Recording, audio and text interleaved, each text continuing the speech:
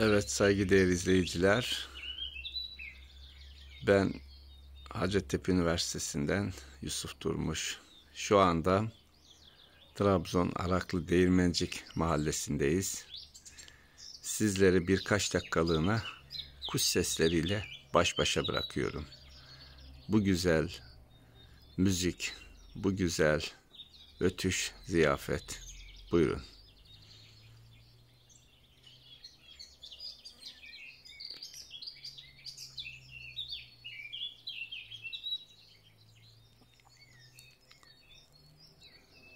Çok sayıda farklı tür sesi dinleyeceksiniz şu anda.